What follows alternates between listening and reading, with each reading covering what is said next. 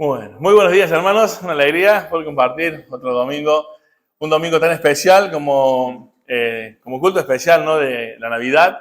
Y este mundo sabemos que celebra también en casi todo el mundo lo que es la Navidad, el nacimiento de Jesús.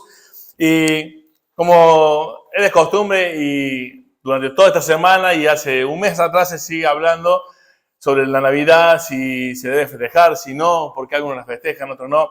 Hoy no va a ser el tema de compartir eso, nosotros tenemos en claro que estamos celebrando el nacimiento de Jesús, el hecho histórico más importante de la humanidad, ¿no? Porque sí, en la Escritura vemos, por supuesto, de recordar la muerte y la resurrección de Jesús, pero obviamente para recordar su muerte y su resurrección, primero tenemos que también celebrar, ¿no?, su nacimiento, ¿no? Así que hoy vamos a hablar de la importancia de la Navidad, de la importancia de que Cristo haya venido a la tierra, ¿no? Y el primer versículo que quiero que vayamos viendo esta mañana, el primer versículo es Mateo 1:21, ¿sí? Y hoy quizás vas a escuchar una parte de la Navidad que no la has escuchado en muchas iglesias, quizás.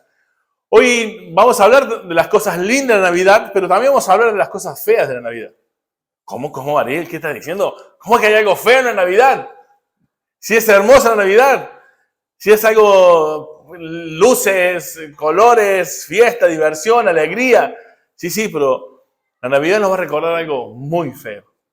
Espero que esta mañana podamos aprender esa parte fea que no debemos olvidar de la Navidad. Amén. Mateo capítulo 1, versículo 21.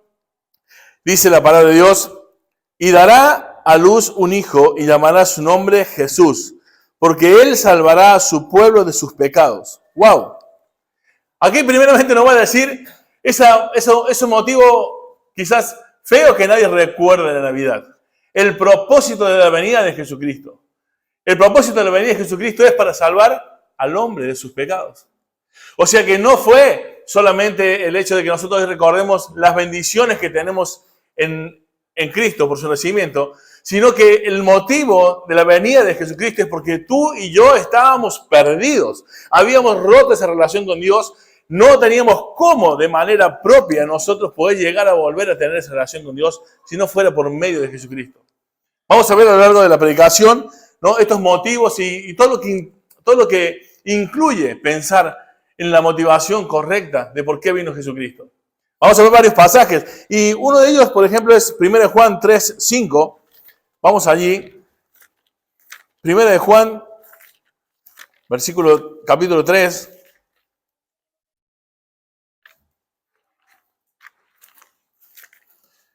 Versículo 5. Fíjate lo que dice allí. Y sabéis que Él apareció para quitar nuestros pecados y no hay pecado en Él. Y prestando atención a este pasaje que luego más adelante también lo vamos a volver a ver, y nos va dando ese motivo. Él apareció para quitar nuestros pecados. El versículo 14 del capítulo 4, fíjate lo que dice. Y nosotros hemos visto y testificado que el Padre ha enviado al Hijo, a Él, el Salvador del mundo. Otra vez, propósito de la venida de Jesucristo, ser el Salvador del mundo, liberar al hombre de sus pecados, volver a tener esa reconciliación que no teníamos, que no había forma. Y la única verdadera posibilidad era este verdadero nacimiento de Jesús como hombre. Ya veremos por qué la necesidad de que se haya hecho hombre. Por este motivo, de librar al hombre de sus pecados. Así que el motivo de la Navidad, querido hermano, fue tu redención, mi redención. Y también podríamos decir que el motivo de la Navidad es la destrucción del pecado. Vencer al pecado, a la muerte y al que tenía el imperio de la muerte, al diablo. Fíjate todo lo que incluye el nacimiento de Jesús. No tiene nada que ver con regalos, no tiene nada que ver con comida, no tiene nada que ver con divertirnos, con días de fiesta en el trabajo, no tiene que ver con ninguna reunión familiar, tiene que ver con tu pecado y mi pecado. Tiene que ver con que Dios vencería a través de Jesucristo esa enemistad que había entre Él y nosotros. Así que la Navidad nos recuerda cosas de beneficio para nuestras vidas, pero también nos tiene que recordar lo horrible de la Navidad, que fue el pecado tuyo y mío. Que tuvo que enviar a Jesucristo para poder vencer esa enemistad. Así que uno de los motivos, querido hermano, feo motivo de la Navidad, es tu pecado y mi pecado. Obviamente la motivación de la misericordia y el amor de Dios, la gracia de Dios, es que lo impulsó a Él a salvarnos. Pero también tengo que decirte algo muy feo. ¿Sabes que muchos hoy se perderán la Navidad? Hoy miles, millones de personas se perderán el verdadero sentido de la Navidad. ¿Cuántos conocemos hoy que lo único que estuvieron pensando en este mes? Lo bueno de los días de vacaciones para tomarse vacaciones. Lo bueno de que, wow, voy a poder tomar y tengo un día para la resaca. ¿Cuánta gente hoy se va a perder la Navidad, querido hermano? Eso es horrible de la Navidad. Más allá de que el mundo lo ha transformado en un comercio, en un momento para hacer la diferencia económica. Si hablamos de precio, hoy es el día donde lo más preciado, lo infinito, lo eterno, se hacía hombre, se hacía finito, se hacía temporal, para poder vencer, como dije, esa enemistad que había entre nosotros y Dios. Es muy importante la Navidad. ¿Cómo no celebrar la Navidad? Como dije, hoy no vamos a hablar de los motivos y los mitos paganos que hay alrededor de la Navidad, porque ya está más que hablado en las redes. Ustedes pinchen y se dan cuenta, hay tantas evidencias que los cristianos tenemos en claro lo que celebramos. Y no tiene nada que ver con ningún mito pagano ni con un Dios pagano. ¿Y qué es el pecado, queridos hermanos? ¿Ustedes saben que la Biblia da una definición del pecado? No tenemos que andar pensando filosóficamente de qué es el pecado. Allí mismo tenemos en Primera de Juan, el versículo anterior del que leímos, queridos hermanos, nos dice qué es el pecado. Primera de Juan 3:4. Para que entendamos la Navidad, tenemos que entender el propósito de lo que Dios nos salvó por medio de su nacimiento. Y luego, por supuesto, para morir por nosotros, ¿no? A pagar ese precio del pecado. Todo aquel que comete pecado infringe también la ley, pues el pecado es infracción de la ley. El pecado es infracción de la ley. No tenemos que andar deliberando filosóficamente qué es el pecado. Es ir en contra de la ley de Dios. Y todos nosotros hemos ido en contra de la ley de Dios. Después del pecado de Adán, todo hombre que nació fue en contra de la ley de Dios. Hombre y mujer. Querido hermano, ¿qué obtuvimos de ser infractores de la ley de Dios? ¿Qué es transgredir? ¿Qué fue el beneficio? ¿Qué fue la consecuencia? Yo tenía notado aquí varias cosas. Es que toda nuestra vida fue contaminada. Hoy todo lo que hacemos, todo lo que el hombre intenta hacer para aún hacer algo bien, está contaminado por el pecado. Algo contaminado es algo que no está puro, algo que se ha mezclado, algo que no se mantiene en forma íntegra también. Son las manchas en una ropa. Vos viste que te cuidas algo tan bonito y decís que esto no se me manche. Bueno, el pecado era esa mancha que hace que esa tela ya no sirva, que esa tela ya no pueda ser exhibida de una manera correcta. El pecado también es como la corrupción del metal. ¿Saben cómo se llama la corrupción del metal? Óxido. Óxido, querido hermano. Y uno, para a veces sacar el óxido de un metal, tiene que limpiar a fondo y entrar tan profundo en el metal que ya pierde su característica de fortaleza a veces. Ya no sirve más. Bueno, queridos hermanos, el pecado entró en nosotros y ha corrompido tanto nuestra naturaleza que ya no hay posibilidad de tener acceso a Dios por el óxido, llamándolo de una manera que hay en nuestras vidas. Que no se puede quitar por ninguna obra que podamos hacer.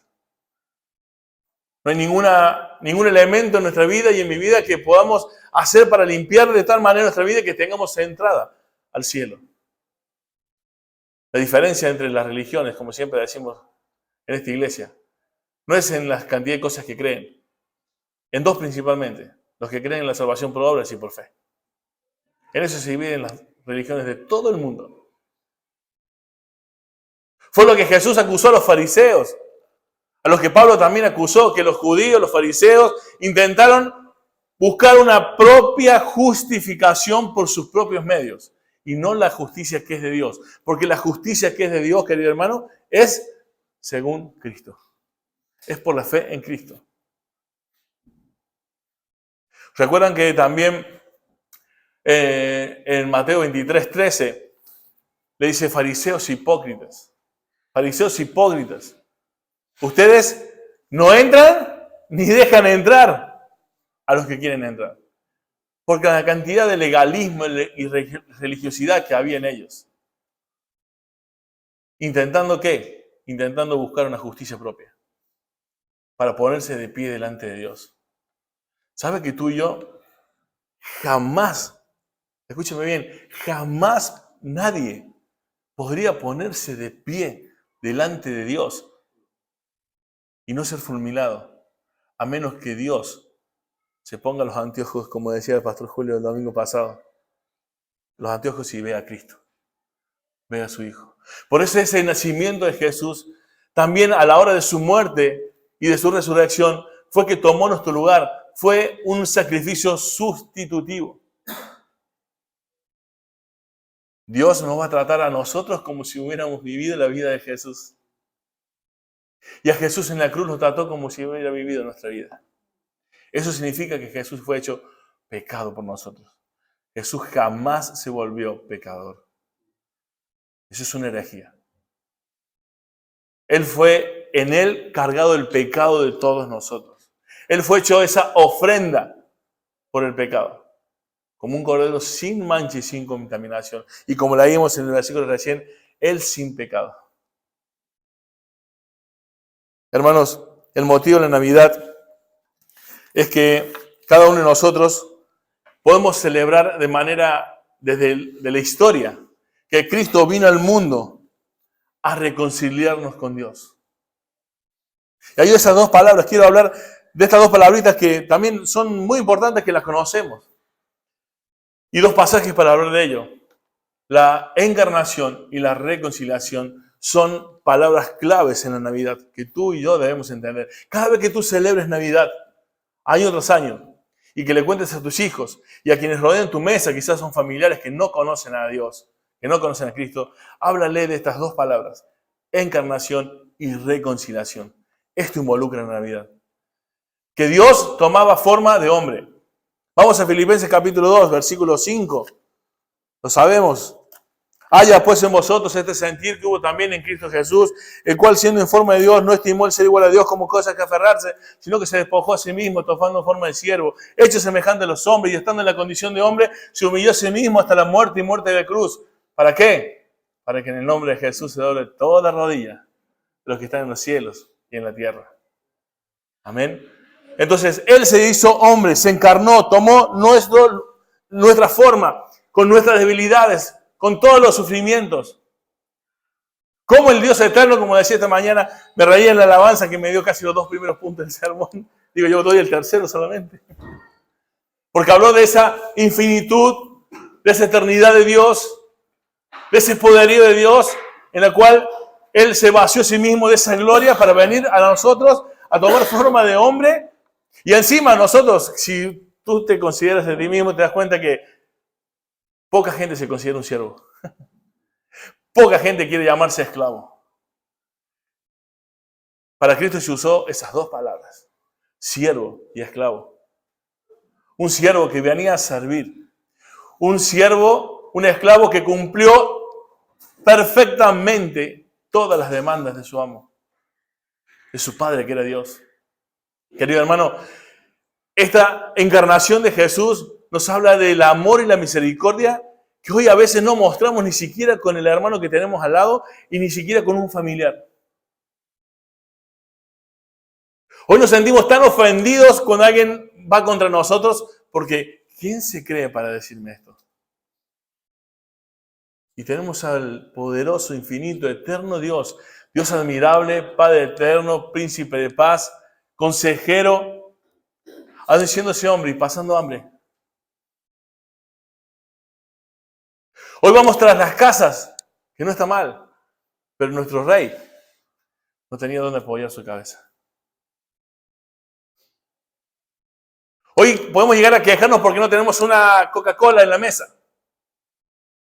Y el rey que todo lo sustenta, llegó a un pozo de agua y dijo, dame de beber porque tengo sed. Pidió agua.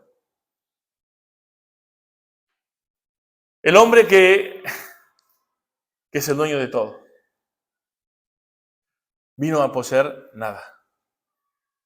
Cuando hablamos de la Navidad, querido hermano, si queremos hablar de las cosas feas en Navidad, algo comentó también Edward en la alabanza. Él podría haber, o debería haber nacido en un palacio, si era el rey. Pero no vino en un palacio, no vino ni siquiera en una ciudad importante como Jerusalén. No, vino a Roma. Vino a un pesebre que se llama, vino a un establo. Pero ¿sabes qué? Ese establo no era cualquier establo, ese era la parte donde los animales comen. ¿Y sabes qué hace un animal cuando come? Casi inmediatamente. Ya sabes lo que hace. El hedor, el olor, la incomodidad. A veces los adornos de los pesebres hoy en día son de paja o acolchaditos, ¿no? Las cunas de nuestros hijos. Le hemos comprado edredones alrededor, o sea, que no se golpeen nada, no se golpee, que sea todo almohadita, que sea algo suavecito, que las sábanas no lo rasen, no lo raspen, que no les vaya de piedra. Fue el Moisés de nuestro Señor Jesucristo. Y todo eso es la feo de la Navidad que nadie quiere recordar. Hoy cuando hablamos de Jesús, pensamos en ese niñito y la mayoría de nosotros nos compuja el corazón y pensamos en ese niñito y decimos, Señor, sí, gloria a Dios en las alturas. Cuando vemos a ese niñito, pero cuando Jesús es adulto y da sus mandamientos, ya no le queremos obedecer como al amo. ¿Te diste cuenta de la diferencia? Hoy el mundo y algunos cristianos, cuando ven a Jesús en el pesebre, dicen, sí, es el Señor, el Rey de Reyes, el Señor de Señores. Pero a la hora de obedecer sus mandamientos, cuando fue adulto y decirlo y hacer lo que Él dijo, ya no es el amo ni el Rey, ni el Señor de Señores. Hay mucha gente que se pierde en la Navidad. Hay cristianos que se perderán en la Navidad por no entender lo que significa que Dios hizo hombre. Pero Dios hizo hombre y hizo algo importantísimo, es reconciliar. La segunda palabra que nos debe pesar en la Navidad. Reconciliar es mediar entre una enemistad, entre dos partes. Y eso es lo que Jesús hizo por nosotros. Nosotros éramos enemigos de Dios. Éramos hijos del diablo, lo dice las Escrituras, no lo estoy inventando. Estábamos en tinieblas. Hay un pasaje que dice cosas fuertes. Romanos 5, versículo 6. Aquí yo le leería este pasaje a los falsos maestros de hoy en día que están hablando dentro de la Navidad de que ese Cristo, Rey de Reyes, Señor de Señores, vino a hacernos unos campeones, a ser prósperos. Fíjate lo que dice Romanos 5, 6. Porque Cristo, cuando aún éramos débiles, a su tiempo murió por los impíos. Querido hermano, débiles, impíos. Ese era nuestro estado delante de Dios. Y Él vino a reconciliar, a mediar, a cambiar esa relación que había entre nosotros, entre Dios y nosotros. Querido hermano, ¿por qué es el nacimiento de Jesús? Vamos a un texto que ya lo hemos hablado también esta mañana en la alabanza, Miqueas, capítulo 5, versículo 2. Vamos a ir un poquito al Antiguo Testamento. Tenemos también a Isaías, que también iremos, pero Miqueas 5, 2. Esta es una profecía de 700 años antes de lo que sucedió. Miqueas también es contemporáneo de Isaías, querido hermano. Y en este momento el pueblo de Israel estaba pasando por momentos terribles con la amenaza de los asirios, que luego, después de 80 años aproximadamente, fueron esclavos de ellos. La profecía de todo esto se vería cumplida en este aspecto de las amenazas. Y fíjate lo que dice aquí el versículo 2. Pero tú, Belén Éfrata, pequeña para estar entre la familia de Judá, de ti me saldrá el que será Señor en Israel. Y sus salidas son desde el principio, desde los días de la eternidad. ¡Wow! Belén, querido hermano, es un lugar pequeñito, no, como dicen aquí en España, lo siguiente. Literalmente significa una aldea. No era ni siquiera un poblado. La idea es una aldea. Ni siquiera se pasaba un censo. Se tomaba un censo allí. Querido hermano, Belén, Éfrata, pequeña para estar entre la familia de Judá, no se contaba. Cuando hablo de estas cosas y veo que se cumplió así la profecía en el nacimiento de Jesús, es importante ver cómo Dios nos hace dar cuenta de que a pesar de su grandeza, de su potencia, de su magnificencia y de todos los atributos que podemos decir de Dios, Él decide revelarse a la humanidad de una manera humilde, sencilla. Mostrando así la condición de un verdadero siervo que era Jesucristo. En la Escritura, todos nosotros nos llama a tener esa misma humildad, ese mismo sentido de ser un siervo. Lo leímos recién, Filipenses 2, versículo 5.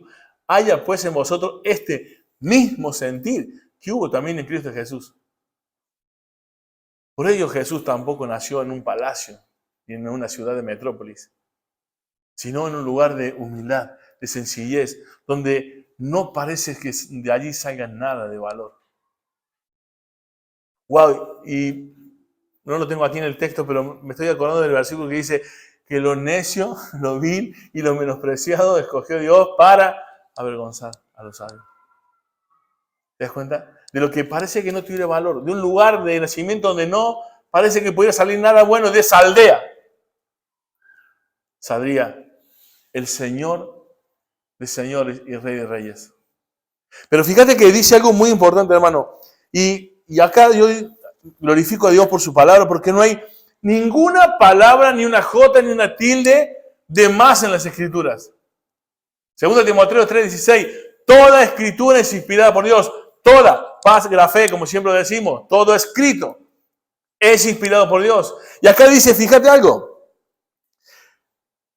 De ti me saldrá el que será el Señor en Israel. Y sus salidas son desde el principio de los días de la eternidad.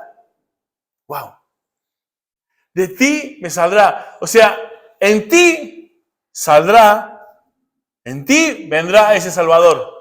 Pero no sale de ti, viene de mí. Y las salidas son desde la eternidad.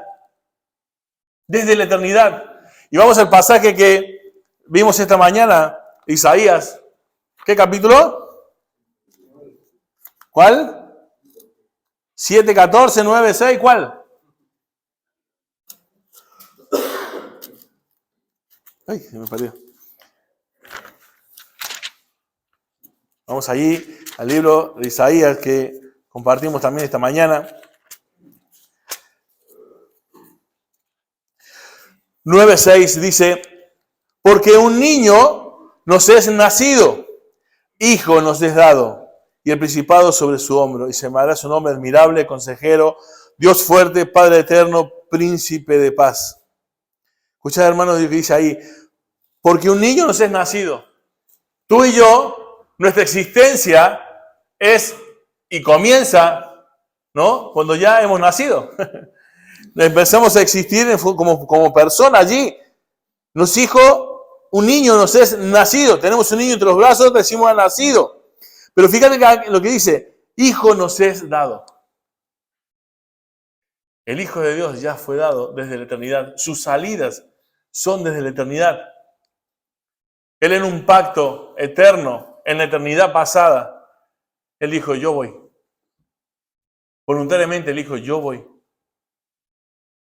En esa intimidad perfecta dada en la Trinidad. Así que hermano, todo esto que estamos viendo de la Navidad es un claro recordatorio de lo drástico que es tu pecado y mi pecado.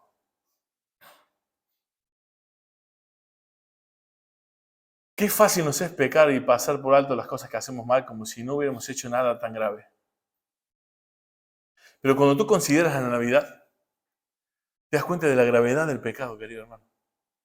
La Navidad nos tiene que recordar no solamente los beneficios de la reconciliación, no nos debe solamente recordar que Dios se hizo hombre, nos debe recordar que es tan grave el pecado, que Cristo tuvo que morir por nosotros. El Hijo de Dios, 3 veces santo, el dueño de todo, el que ama como ninguna persona amaría, el que dio lo más preciado. Tú y yo no daríamos nuestro hijo, ¿no?, por uno malo, ¿no? Tampoco quizás lo daremos por uno bueno, ni por el más perfecto de esta tierra. Pero sin embargo Cristo murió por nosotros, entregó su vida por nosotros. Así de drástico es el pecado, queridos hermanos. A mí me enseña la Navidad que no puedo tomar por alto mi pecado.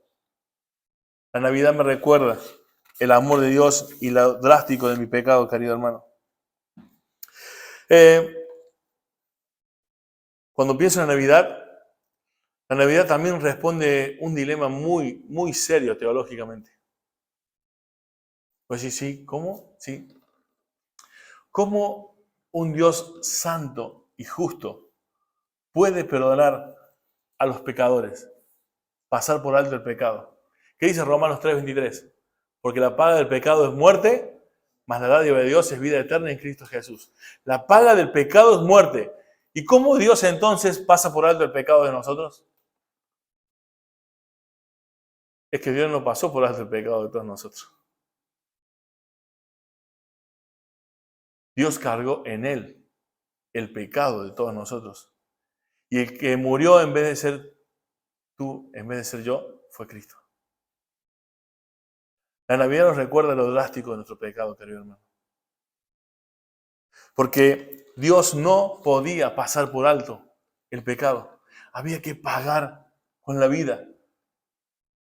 Ahora, ninguna persona, ningún ser humano podía presentarse digno para poder limpiar los pecados de la humanidad. Solo alguien perfectamente santo, solamente Dios mismo podía presentarse. Pero como humano, para que como humano poder cumplir perfectamente la ley y presentarse de pie delante de Dios y ser esa ofrenda, ese cordero sin mancha que quita el pecado del mundo. Nadie de nosotros podía hacer esto. Por eso es que Dios tuvo que hacerse hombre. Porque la paga del pecado es muerte y alguien había de morir. Por eso la obra de Cristo es sustitutiva, como dije al principio. Porque era tu lugar y mi lugar ese, el de la cruz. Pero Él tomó nuestro lugar. Así que la cruz nos recuerda el propósito de la venida de Cristo. Su nacimiento nos recuerda el propósito de la venida de Cristo. Su resurrección nos recuerda la venida de Jesucristo. Porque como dice la Escritura, cuando Él se levantó de los muertos, demostró ser así, Dios, el Hijo de Dios. Así que hermanos, es un mensaje corto esta mañana, pero quería terminar con un versículo. Jesucristo en esa cruz sufrió el dolor, sufrió heridas. Todo eso fue para que vos y yo hoy podamos obtener la vida eterna. Morir para tener vida. Todos nosotros morimos, nacemos y vamos a morir. Nadie esquiva la muerte. Eso es algo natural desde el pecado, desde que el pecado entró la muerte. Pero ¿saben que Jesús fue el único niño que nació con el propósito de morir? 2 Corintios 5:17 Sabemos de memoria ese texto, pero quiero leerlos porque con esto termino.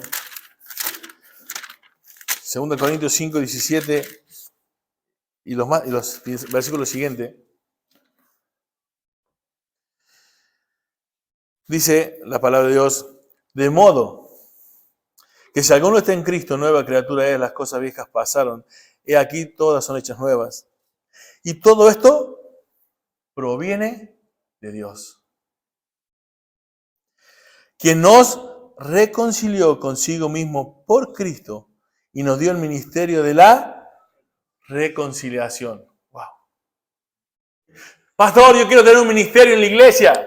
Pero si Dios mismo te dio uno. No hace falta que tengas un ministerio en la iglesia para cumplir este ministerio de la reconciliación. Porque primero Dios te reconcilió con Él. Y te capacitó con la palabra de Dios para que puedas tú ser un ministro de la reconciliación. Hoy cuando estés sentado a la mesa con personas que no tienen a Cristo, querido hermano, por favor no te calles. Aunque te digan, no me vengas con eso, tengamos la fiesta en paz, justamente te lo estoy diciendo para que tengas paz que no tienes. Porque Cristo te da una paz que el mundo no te da.